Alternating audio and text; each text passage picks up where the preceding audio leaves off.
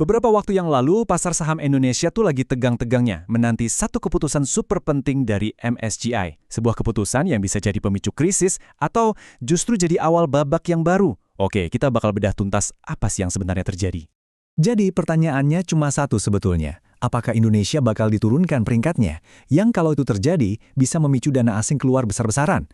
Atau jangan-jangan, ini malah jadi awal dari sebuah era baru yang lebih transparan buat kita semua? Nah, ini yang bikin semua investor deg-degan. Sebelum ada pengumuman resmi dari MSCI, suasananya tuh wah cemas banget di mana-mana. Ada kekhawatiran yang sangat nyata kalau pasar kita bakal kena guncangan yang hebat. Nah, biar kebayang segede apa pertaruhannya, kita mesti paham dulu bedanya.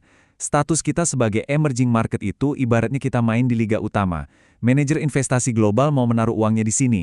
Kalau sampai kita turun kasta ke frontier market, kita bakal dianggap lebih berisiko, kurang liquid. Akibatnya, dana-dana raksasa global itu bakal cabut. Dan dampaknya seberapa besar? Nggak main-main loh.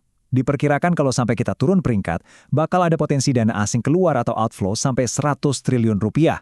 Itu angka yang gede banget, yang bisa bikin rupiah dan pasar saham kita tertekan. Dan akhirnya, hari penentuan itu pun tiba. MSCI mengeluarkan pengumumannya, dan hasilnya adalah kabar baik. Betul sekali, Indonesia berhasil mempertahankan statusnya sebagai emerging market. Wah, ini lega banget sih. Kemenangan besar buat pasar modal kita. Krisis besar berhasil kita hindari. Tapi ceritanya nggak berhenti di situ. Ternyata, kabar baik ini datang dengan sebuah bintang kecil atau catatan penting.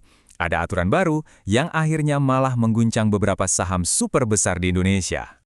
Jadi, MSCI itu ngenalin aturan baru yang sebetulnya terinspirasi dari langkah hebat regulator kita. Namanya High Concentration List. Gampangnya gini, ini tuh daftar saham-saham yang kepemilikannya dianggap terlalu numpuk di segelintir pihak aja. Jadi, saham yang beredar bebas di publik atau free float-nya itu dinilai rendah. Terus dampaknya apa? Langsung kena kedua saham raksasa, yaitu Barito Renewables Energy atau BREN dan Dian Swastatika Sentosa atau DSSA. Dua saham ini dipastikan akan dikeluarkan dari indeks MSCI. Ini adalah konsekuensi langsung dari aturan transparansi yang baru. Poin krusialnya di sini nih, gara-gara dua saham itu keluar, bobot Indonesia di dalam indeks MSCI jadi turun. Bobot kita menyusut dari yang tadinya sekitar 1,3%, sekarang jadi cuma sekitar 1,0%. Artinya, dana-dana pasif global yang mengikuti indeks ini, ya otomatis akan mengurangi porsi investasi mereka di Indonesia.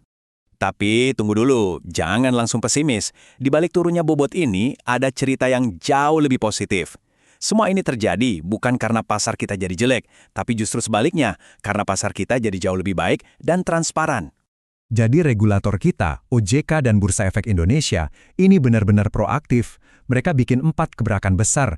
Mulai dari aturan free float yang minimal harus 15%, klasifikasi investor yang lebih jelas, bikin high concentration list itu tadi, sampai yang paling keren, semua data kepemilikan saham di atas 1% sekarang harus dibuka. Dan hasilnya? Luar biasa. Ada seorang pakar yang bahkan bilang, dengan reformasi ini, Bursa Efek kita jadi salah satu yang paling transparan di dunia. Bayangin, bahkan melampaui apa yang dilakukan Hong Kong di tahun 2013. Ini lompatan yang sangat besar. Oke, sekarang lanskap pasar kita udah beda nih, jadi lebih transparan. Terus sebagai investor, kita harus ngelirik kemana? Yuk kita bedah sektor-sektor kuncinya. Jadi ada dua cerita menarik di sini. Di satu sisi, ada saham-saham di sektor energi dan konglomerat yang lagi dapat angin segar dari naiknya harga komoditas global. Nah, di sisi lain, ada bank-bank besar kita yang mungkin dalam jangka pendek kena outflow, tapi buat jangka panjang, nilainya menarik banget. Dan ini yang menarik banget soal perbankan, valuasinya loh. Saat ini rasio price to earnings atau PE perbankan kita itu ada di titik terendah selama 10 tahun terakhir. Ditambah lagi, imbal hasil dividennya itu mendekati 2 digit. Ini sih peluang nilai yang susah banget buat dilewatkan. Oke, setelah tahu semua dinamika ini, gimana dong nasib kita sebagai investor retail? Tenang, kita susun bareng-bareng rencana permainannya. Ada kutipan bagus banget dari film The Big Short yang pas banget buat kondisi ini. Intinya di pasar modal, yang paling bahaya itu bukan karena kita nggak tahu sesuatu, tapi justru karena kita terlalu yakin sama sesuatu yang ternyata salah. Terlalu percaya diri di satu saham atau satu sektor, itu bisa jadi resep bencana kalau kita nggak diversifikasi. Jadi, ingat ya, filosofi utamanya adalah ini. Investasi itu maraton, bukan lari cepat atau sprint. Yang paling penting itu bukan seberapa cepat kita untung, tapi soal daya tahan, strategi, dan manajemen keuangan yang baik.